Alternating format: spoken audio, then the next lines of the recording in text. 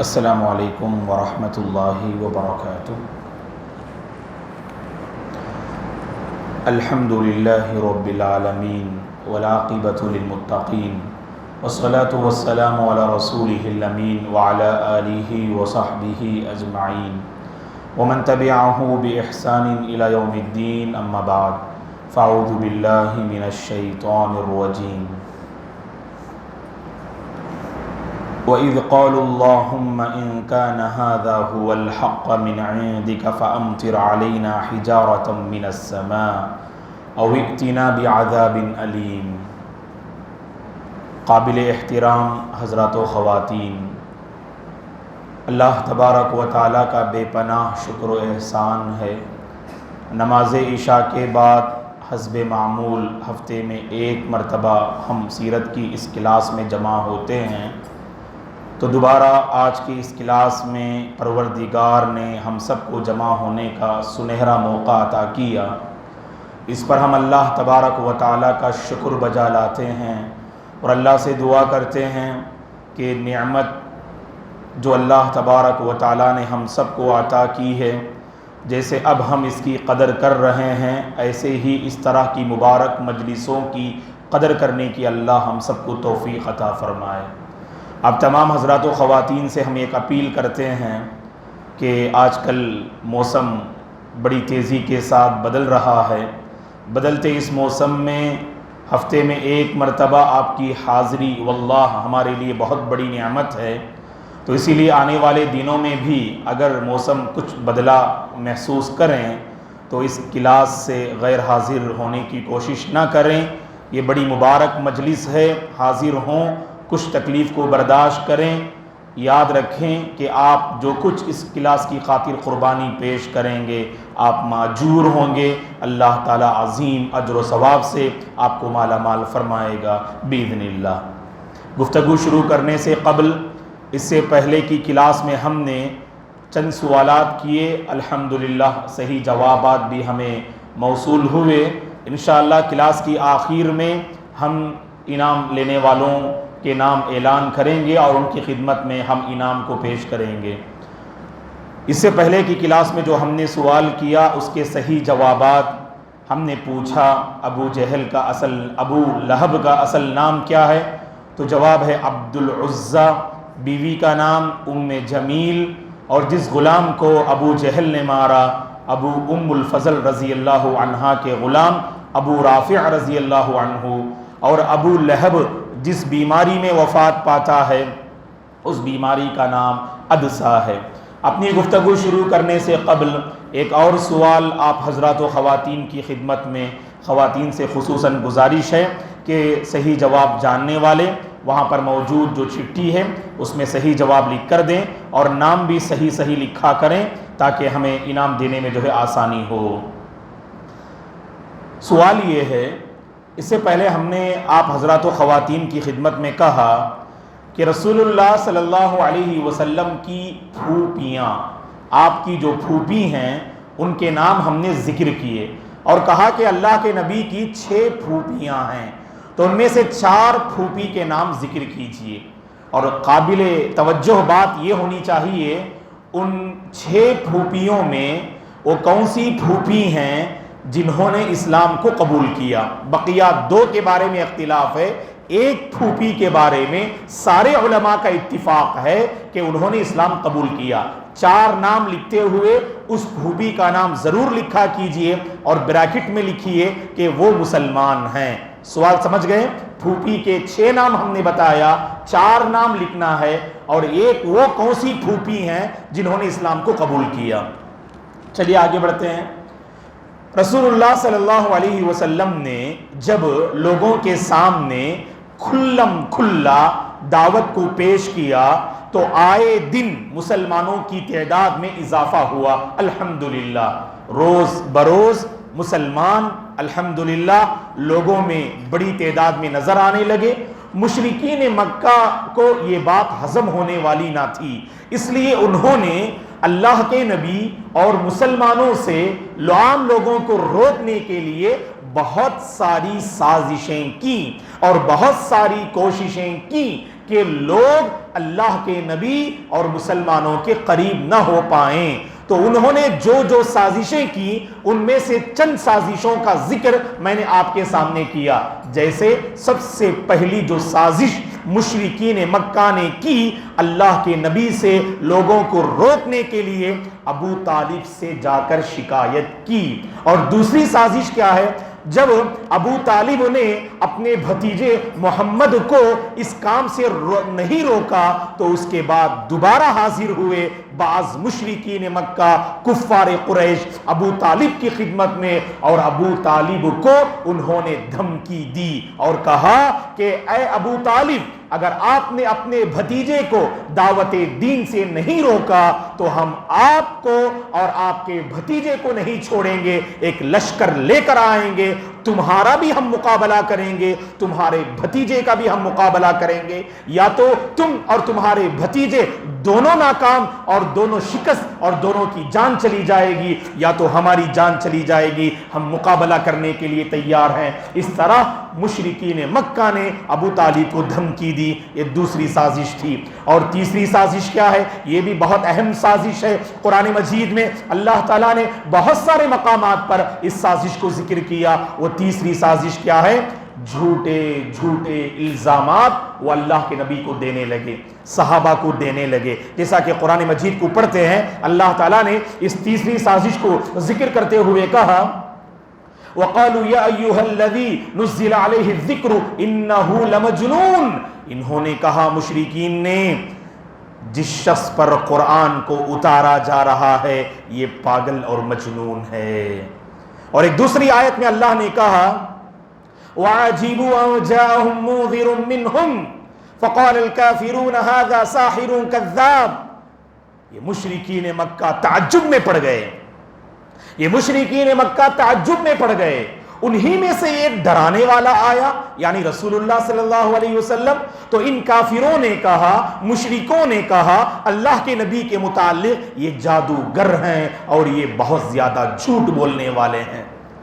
اور ایک مقام پر اللہ تبارک و تعالیٰ نے فرمایا ان تتبعون الا رجلا مسحورا، اے مسلمانوں سن لو، جس کی تم پیروی کر رہے ہو اس شخص پر جادو کیا گیا ہے، وہ جادو میں مبتلا ہے، ایسے جادو میں مبتلا شخص کی تم پیروی کر رہے ہو۔ اس طرح لوگوں نے اللہ کے نبی سے لوگوں کو روکنے کے لیے مختلف قسم کے الزامات، جھوٹے جھوٹے الزامات لگائے۔ کبھی مجنون کہا، کبھی جادوگر کہا، کبھی جھوٹا کہا، کبھی شاعر کہا، کبھی کاہن کہا، مختلف باتیں انہوں نے اللہ کے نبی کے متعلق کہی۔ اور یہاں پر ایک بات میں نے آپ کے سامنے عرض کیا تھا، حج کا موسم قریب تھا اور دنیا بھر کے لوگ حج کا فریضہ انجام دینے کے لیے مکہ کا رخ کرنے والے تھے۔ اب مشرکین اور کفار قریش کی ایک میٹنگ ہوتی ہے، اس میٹنگ میں یہ بات طے کرنے کی کوشش کرتے ہیں، ہم میں سے ہر کوئی محمد صلی اللہ علیہ وسلم کے بارے میں الگ الگ باتیں کر رہا ہے، ایسا کیوں نہ ہو ہم سب کی باتیں ایک ہو جائیں تاکہ لوگوں کو آپ سے روکنے میں ہم کامیاب ہو جائیں۔ کہا کہ کیا کہنا چاہیے؟ ولید بن مغیرہ نے اس مجلس کی جو ہے کمانڈری کی، اس مجلس کی اس نے صدارت کی۔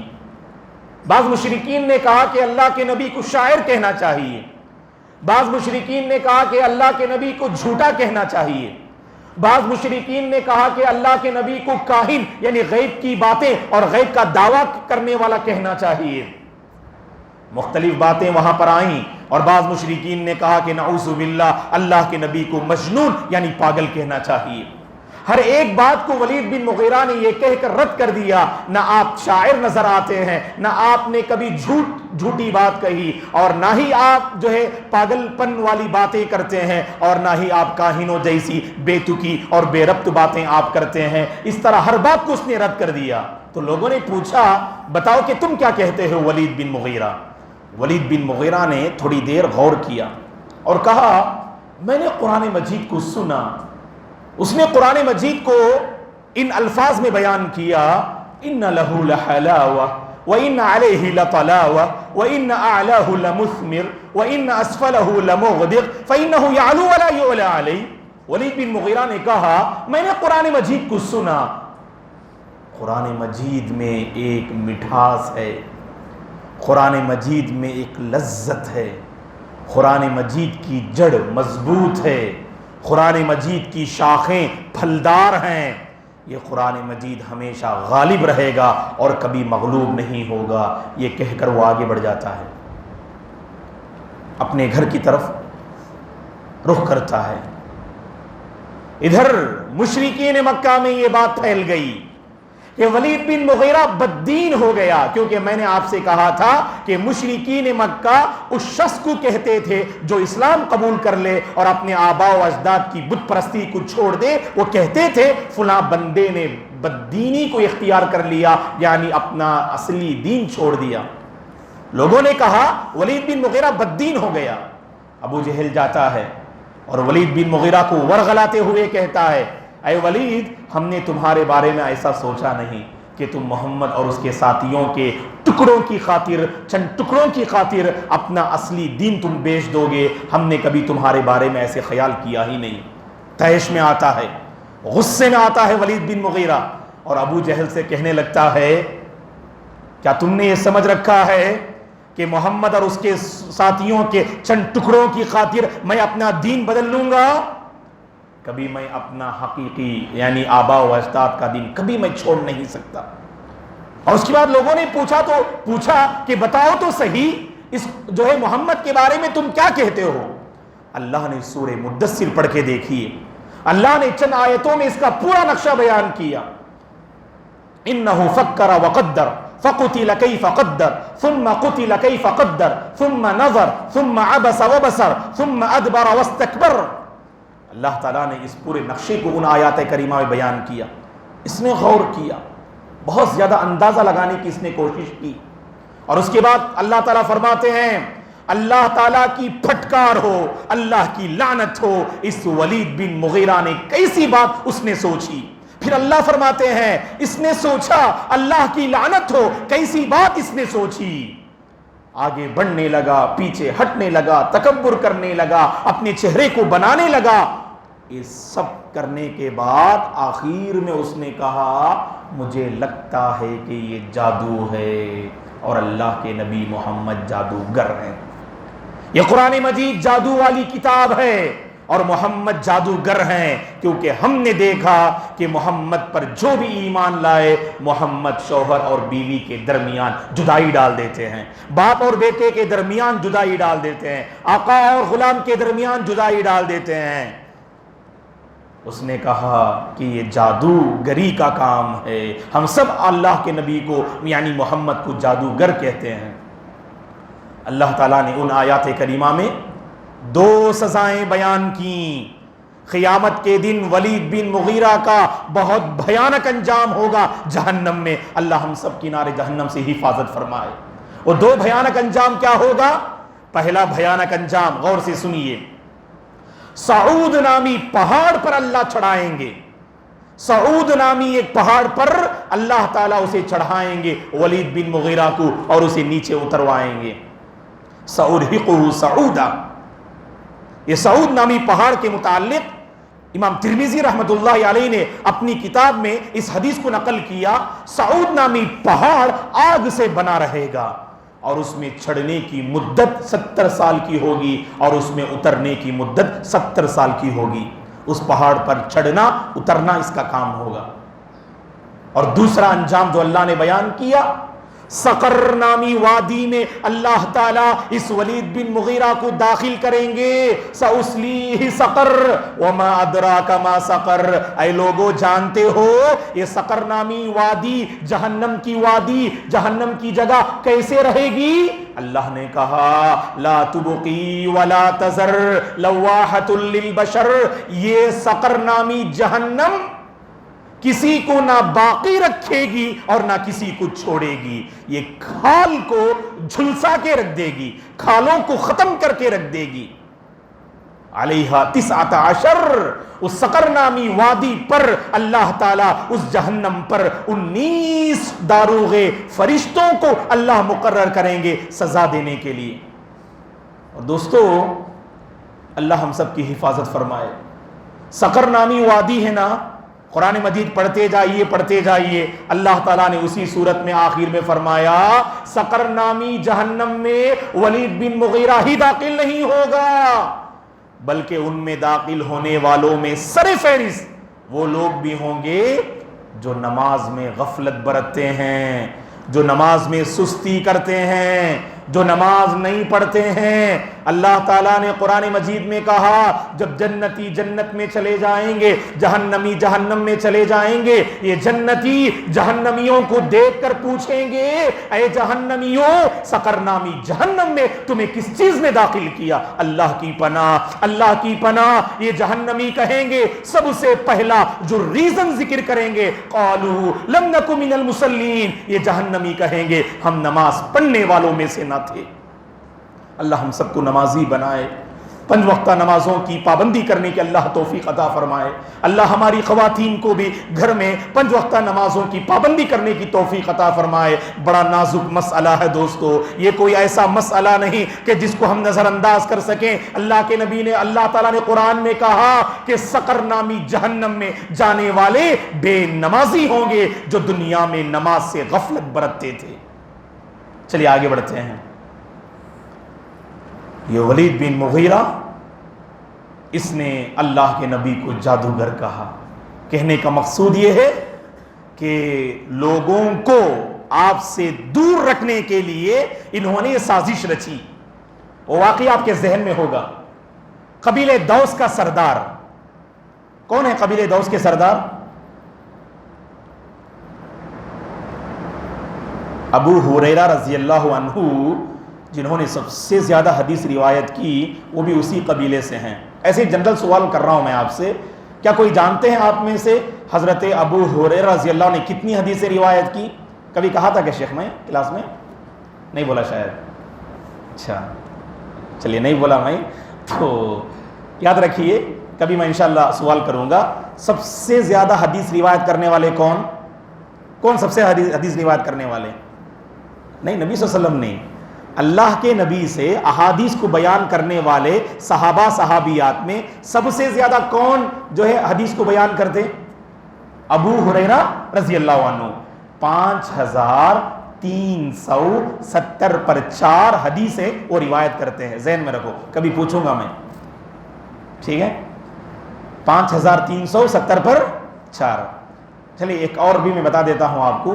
دوسرے نمبر پر آنے والے کون ہیں یہ بتا سکتے ہیں؟ سب سے زیادہ حدیث روایت کرنے میں فرسٹ پوزیشن ابو ہریرہ رضی اللہ عنہ. سیکنڈ پوزیشن میں کون آتے ہیں جی؟ نہیں, عبداللہ بن عباس نہیں, وہ تقریباً جو ہے 5th پوزیشن میں آتے. انس رضی اللہ عنہ نہیں, وہ تقریباً 4th میں آتے. سیکنڈ میں کون جی؟ نہیں, عائشہ رضی اللہ عنہ اس کے بعد آتی ہیں. ایک نام چھوڑ دے رہے ہیں آپ, بہت مشہور صحابی جی, بارک اللہ فیک. کون؟ نہیں, ابو بکر رضی اللہ عنہ. ابو بکر رضی اللہ عنہ بہت کم روایت کرتے. نہیں, عثمان رضی اللہ عنہ بہت کم روایت کرتے ہیں جی. خواتین سے آواز. عبداللہ بن عمر رضی اللہ عنہما ہے کہ نہیں؟ عبداللہ بن عمر رضی اللہ عنہما سب سے زیادہ احادیث روایت کرنے میں دوسرے نمبر پر آتے ہیں. 2630 حدیثیں آپ نے روایت کی. 2630 حدیثیں آپ نے روایت کی. یہ ذہن میں رکھیے آپ لوگ, ٹھیک ہے؟ پہلے نمبر پر ابو ہریرہ رضی اللہ عنہ 5370 پر 4. دوسرے نمبر پر حضرت ابن عمر رضی اللہ عنہما 2630.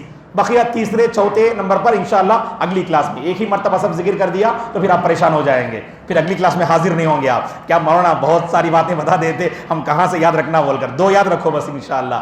5374 ابو ہریرہ رضی اللہ عنہ, 2630 ابن عمر رضی اللہ عنہما. انشاءاللہ کبھی میں سوال کروں گا, اگلے ہفتے سوال نہیں کروں گا, کبھی سوال کروں گا 2-3 ہفتے کے بعد. اچھی بات. چلیے, تو ابو ہریرہ رضی اللہ عنہ کا تعلق جس قبیلے سے تھا اس قبیلے کا نام دوس, دال واو سین, دوس.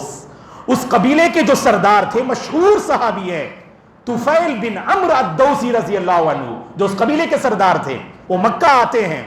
میں کہا نا جھوٹے جھوٹے الزامات لگا کر لوگوں کو اللہ کے نبی سے روکنے کی کوشش کرتے تھے، اس کی ایک مثال میں آپ کے حوالے کر رہا ہوں۔ طفیل بن عمر جو قبیلے دوس کے سردار تھے، مشرک تھے، جب مکہ آتے ہیں اپنا کوئی تجارتی معاملہ لے کر ان مشرکین مکہ سے بات کرنے کے لیے، جیسے ہی مکے میں داخل ہوتے ہیں ابو جہل وہاں پہنچ جاتا ہے اور دیگر امیہ بن خلف اور نضر بن حارث جیسے لوگ وہاں پہنچ جاتے ہیں، اور یہ لوگ طفیل بن عمرو سے کہتے ہیں اے طفیل تم تو بڑے عقل مند ہو، قوم کے سردار ہو، یہاں پر ایک شخص ہے جو لوگوں کے درمیان جدائی پیدا کرتا ہے، اس کا کلام ایسا ہے جس میں ایک جادو ہے، لہٰذا تم اس کے قریب بھٹکنا نہیں، اس کے کلام کو سننا نہیں۔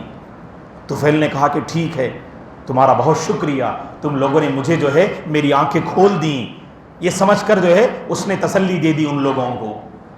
اس کے بعد طفیل آگے بڑھتے ہیں، وہ سوچتے ہیں ارے میں بھی تو ایک قبیلے کا سردار ہوں، میں بھی تو عقل مند ہوں، ان مشرکین مکہ کی باتوں پر میں کیوں آؤں؟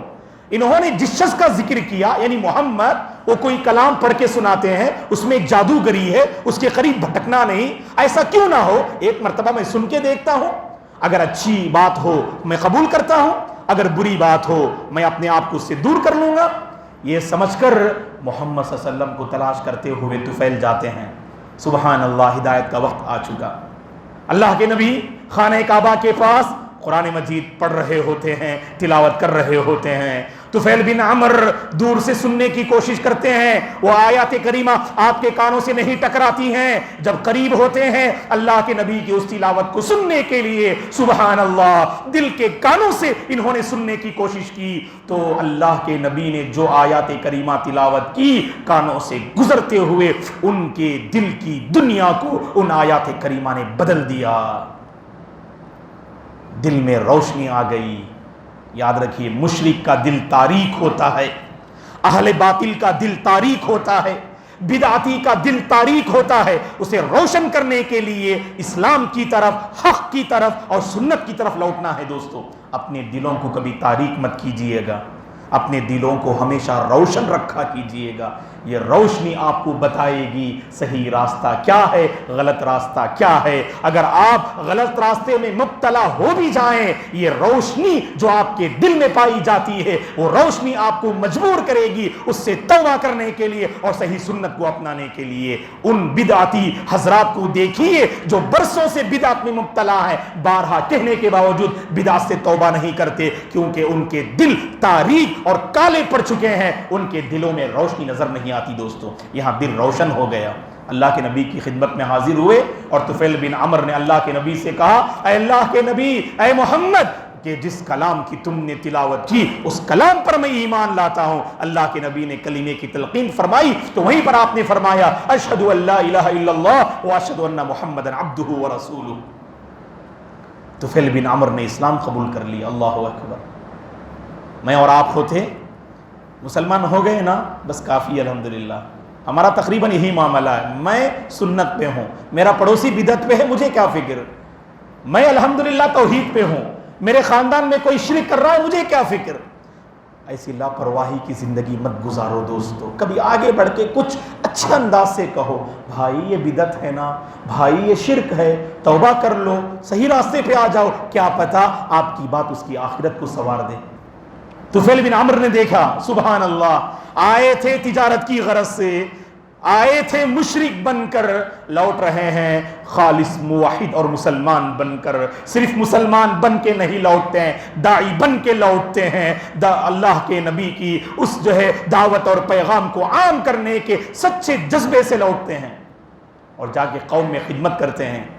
دوس کے قبیلے میں سردار دعوت دے رہے ہیں کہ مکے میں ایک شخص آئے ہیں محمد، وہ آخری پیغمبر ہے، اس کے کلام پر تم ایمان لاؤ۔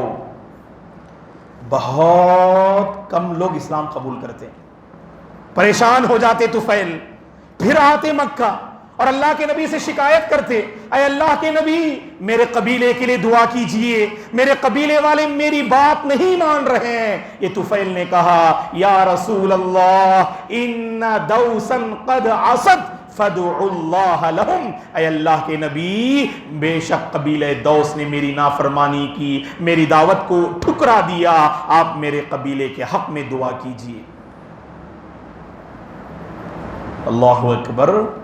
دعوت کا جو سچا جذبہ تھا، اپنی قوم کو ہدایت پر لانے کی جو سچی تڑپ تھی، اللہ کے نبی نے اس کو رکھ کر اللہ سے مانگا، اللہم اہدی دوسا وأتی بہم، اے اللہ دوس کو تو ہدایت دے اور اس کو میرے پاس مسلمان بنا کے لیا، اور کہا طفیل سے جاؤ اب تم جو ہے ان لوگوں کو اسلام کی طرف دعوت دو۔ جاتے ہیں اور دعوت دیتے ہیں، سبحان اللہ، مختصر سی مدت میں زبردست کامیابی ملتی ہے، اور قوم کی ایک بڑی تعداد کو لے کر جنہوں نے اسلام کو قبول کیا اللہ کے نبی کی خدمت میں آتے ہیں۔ تو دیکھیے گا دوستو، اسلام کو قبول کیا، ان کے اندر ایک جذبہ پیدا ہوا، ہم مسلمان ہیں، اسلام کے لیے کچھ کرنا ہے۔ یہ پیغام آج لیتے جائیے یہاں سے، ہم مسلمان ہیں، ہمیں اسلام کے لیے کچھ کرنا ہوگا انشاءاللہ۔ اپنی ذات پر بھی اسے اپلائی کرنا ہوگا، اپنے گھر والوں، رشتہ داروں، محلے والوں، پڑوسیوں، خاندان والوں کو بھی انشاءاللہ جو ہے اس پر لانے کی کوشش کرنی ہوگی انشاءاللہ۔ ٹھیک ہے، اسلام کے لیے کچھ کرنا ہے، یہ طفیل بن عمرو الدوسی سے ہمیں پیغام ملتا ہے۔ تو اب تک کتنے جو ہے میں نے سازشوں کو ذکر کیا جو مشرکین مکہ اللہ کے نبی کو روکنے کے لیے استعمال کرتے تھے۔ سب سے پہلے ابو طالب سے شکایت، اور دوسری سازش ابو طالب کو دھمکی دینے لگتے ہیں، اور تیسری سازش جھوٹے الزامات لگاتے ہیں، اور چوتھی سازش جسے میں ذکر کرتا ہوں اور اس کی تفصیل انشاءاللہ آئندہ کلاس میں بتاتا ہوں۔ چوتھی سازش یہ تھی کہ مشرکین مکہ نے اللہ کے نبی سے لوگوں کو روکنے کے لیے اللہ کے نبی کا مذاق اڑایا کرتے تھے، ہنسی مذاق کرنا، تاکہ لوگ اللہ کے نبی کو کوئی اہمیت نہ دے۔ یاد رکھیے دوستو، ایک بندہ خلوص سے کام کرتا ہے، آپ لوگوں میں اس کی عزت کو اور مرتبے کو گھٹانے کے لیے سب کے سامنے ذلیل کرنے کی کوشش کرتے، مذاق اڑاتے، کیا کیفیت گزرے گی؟ قربان جائیے ہمارے حبیب پر، سب کو برداشت کیا دوستو دین کی خاطر۔ ہمارے نبی نے اتنا بڑا مقام جو اللہ کے نبی کو ملا نا، تصور بھی نہیں کر سکتے ہم۔ ہماری عزت پر کبھی کوئی حرف آیا ہے، ہم سب کچھ قربان چھوڑ دیتے ہیں ہم۔ اگر کسی کے سامنے آپ نے کوئی اچھی بات کہی، اس نے ڈائریکٹ آپ کی عزت پہ حملہ کر دیا، آپ کا مذاق اڑایا، فوراً کیا کرتے آپ؟ اس پر برس پڑتے، میں آپ کو جہنم سے بچانے کے لیے آیا ہوں، بھلائی کی بات کرنے کے لیے آیا ہوں۔ ابھی تک تو انداز بہت اچھا تھا، لیکن جب آپ کی عزت کے خلاف اس نے کوئی حرکت کی، اپنے آپ سے بے قابو ہو جاتے آپ۔ ہمارے نبی ایسے نہیں تھے دوستو، ہمارے نبی ایسے نہیں تھے۔ ابھی میں نے ابو لہب کا ذکر کیا اس سے پہلے کی کلاس میں، اس کی بیوی کون؟ ام جمیل۔ جانتے ہیں اللہ تعالیٰ نے خصوصیت کے ساتھ ام جمیل کا ذکر کیوں کیا؟ اہل علم کہتے ہیں اللہ کے نبی کا مذاق اڑانے والوں میں سر فہرست آگے رہنے والی یہ ام جمیل تھی، ہمیشہ اللہ کے نبی کو تکلیف دیتی تھی۔ صحیح بخاری کی ایک حدیث میں آپ کے سامنے پیش کرتا ہوں، غور سے سنیے۔ ایک مرتبہ اللہ کے نبی صلی اللہ علیہ وسلم بیمار پڑ گئے، جس کی وجہ سے 2-3 دن تک آپ تہجد کی نماز پڑھ نہ پائے آپ، اور ان 2-3 دنوں میں اللہ کے نبی پر وحی بھی نازل نہ ہو پائی۔ یہ خبر ام جمیل کو ملتی ہے، ابو لہب کی بیوی کو یہ خبر ملتی ہے۔ وہ ام جمیل موقع کی تلاش میں ہمیشہ رہتی تھی اللہ کے نبی کو ستانے اور پریشان کرنے کے لیے۔ ام جمیل اللہ کے نبی کی خدمت میں حاضر ہو کر کیا کہتی ہیں جانتے ہیں؟ ام جمیل نے کہا، اے محمد کیا بات ہے، 2-3 دنوں سے تمہارا شیطان تمہارے پاس نہیں آ رہا ہے؟ اے محمد کیا بات ہے؟ صحیح بخاری کی حدیث ہے، 2-3 دنوں سے تمہارا شیطان تمہارے پاس نہیں آ رہا ہے، تمہارے قریب بھی نہیں بھٹک رہا ہے، یعنی نہ وحی نازل ہو رہی ہے، نہ فرشتے آ رہے ہیں تمہارے پاس۔ کیا بات ہے؟ کیا تمہارا رب تمہیں چھوڑ دیا؟ تمہارے شیطان نے تمہیں چھوڑ دیا؟ اللہ تعالیٰ نے سورہ زحا کی سورت کو نازل کیا۔ سورہ زحا جانتے ہیں نا آپ؟ کون سی سورت؟ سورہ زحا۔ والضحى واللیل اذا سجى ما ودعك ربك وما قلى. یہ آیتیں اللہ نازل کرتے ہیں، اپنے نبی کو تسلی دیتے ہیں. جب ام جمیل نے مذاق اڑایا، قسم ہے چاشت کے وقت کی، قسم ہے رات کی جب وہ چھا جائے، ما ودعك ربك وما قلى، اے نبی آپ کے پروردگار نے آپ کو چھوڑا نہیں اور وہ آپ سے ناراض بھی نہیں ہوا. ما ودعك ربك وما قلى. یہ ام جمیل کہہ رہی ہیں، یہ ام جمیل کہتی ہے کہ تمہارے شیطان نے تمہیں چھوڑ دیا، تم سے ناراض ہو گیا، تمہارے پروردگار نے تمہیں چھوڑا نہیں اور ناراض نہیں ہوا. مذاق اڑانے کی حد ہو گئی دوستو. اور جانتے ہیں آپ، ابو جہل نے ایسی بات کہی، اللہ کی پناہ کہ اس سے آسمان پھٹ جائے. اس نے اللہ کے نبی اور قرآن مجید کا مذاق اڑاتے ہوئے کہا. اور اس موقع پر جو آیت کریمہ نازل ہوئی وہ انشاءاللہ آئندہ کلاس میں ہم معلوم کرتے ہیں. اللہ سے ہماری دعا ہے اللہ تبارک و تعالی ہم سب کو رسول اللہ صلی اللہ علیہ وسلم سے سچی محبت کرنے، آپ کی سنتوں کو اپنانے اور آپ کی ایک ایک سنت کو دل و جان سے اپناتے ہوئے زندگی بسر کرنے کی اللہ توفیق عطا فرمائے. اور رسول اللہ صلی اللہ علیہ وسلم پر زیادہ سے زیادہ درود بھیجنے والے بندوں اور بندیوں میں اللہ ہم سب کو شامل فرمائے. اس مجلس میں حاضرین اور حاضرات کی اللہ تبارک و تعالی مدد فرمائے. آپ تمام کی زندگی میں اللہ برکت دے. آپ تمام کو اللہ تبارک و تعالی صحت و عافیت کے ساتھ رکھے. آپ میں سے جو صحت کے مسئلے کو لے کر پریشان ہیں، بیمار ہیں، اللہ تعالی انہیں صحت شفا عاجلہ اور کاملہ نصیب فرمائے. آپ میں سے جو مالی مسائل کو لے کر پریشان ہیں، اللہ تعالی سب کے مالی مسائل کو آسان فرمائے. اور آپ میں سے جو گھریلو مشکلات کو لے کر پریشان ہیں، اللہ تعالیٰ سب کی گھریلو پریشانیوں کو دور فرمائے. ہمارے گھروں میں اللہ برکت نازل فرمائے، سکون والی زندگی اللہ نصیب فرمائے. اس دیواجی زندگی، معاشرتی زندگی میں اللہ برکت نصیب فرمائے. ہماری سوسائٹی کے وہ نوجوان لڑکے اور لڑکیاں جو شادی کے مرحلے میں قدم رکھ چکے ہیں، اللہ ان کے حق میں نیک جوڑے کا فیصلہ، جو نیک جوڑے کا انتظام فرمائے اور فیصلے فرمائے. اور جن کی شادیاں ہو چکی ہیں، حقیقی الفت و محبت اللہ ان کے درمیان پیدا فرمائے. اللہ انہیں نیک اولاد سے مالا مال فرمائے. اور اللہ نے ہم میں سے جن کو اولاد سے مالا مال کیا ہے، اللہ ہمارے بچوں کو نیک بنائے، دیندار بنائے، ان کے مستقبل کو اللہ روشن کرے. اور ہمارے یہ ہونہار بچے جو ہفتے میں ماشاءاللہ پابندی سے ہماری اس کلاس میں حاضر ہوتے ہیں، اللہ ان بچوں کے فیوچر کو روشن بنائے. اللہ ان کے علمی سفر کو آسان فرمائے. اللہ ان تمام بچوں کو ان کے اپنے والدین کی آنکھوں کی ٹھنڈک کا جو سامان بنائے، ٹھنڈک کا ذریعہ بنائے، جب تک اللہ اس دنیا میں ہم سب کو باقی رکھے، دین پر باقی رکھے، اور اسی کے دین پر اللہ ہم سب کو خاتمہ نصیب فرمائے. آمین. جزاکم اللہ خیرا. جی، سوال کا جواب دینے والے اللہ کے نبی کی پھوپھیاں. ایک منٹ، اگر خواتین کی جانب سے اگر جوابات جو ہے اگر ہیں تو آپ برائے مہربانی جو ہے کسی بچی کے ذریعے بھیج دیں. جی، اور اس سے سنتے ہیں بیٹا ابھی آپ کا جواب تاکہ وہاں سے چھٹی آ جائے. جزاکم اللہ خیر.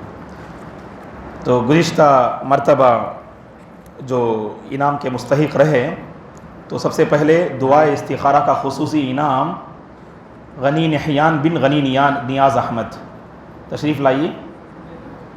نہیں ہے؟ آپ ان کے حوالے کر دیجئے. بارک اللہ فیک. تو دعائے استخارہ کا خصوصی انعام ہے یہ. اور اسی طرح سے حنزلہ بن عظمت اللہ تشریف لائیں.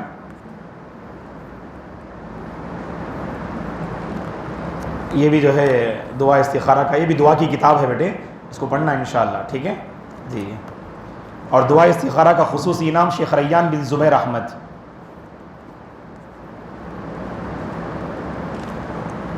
جی ماشاءاللہ.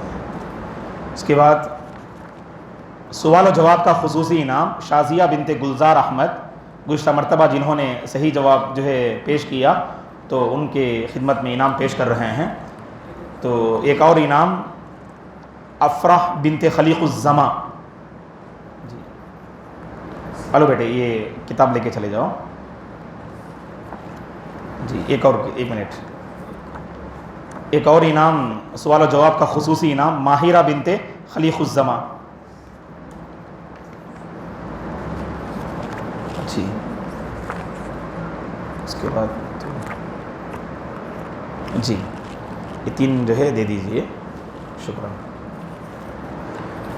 اس کے بعد گزشتہ مرتبہ سوال و جواب کا ایک خصوصی انعام شیخ انس بن زبیر احمد،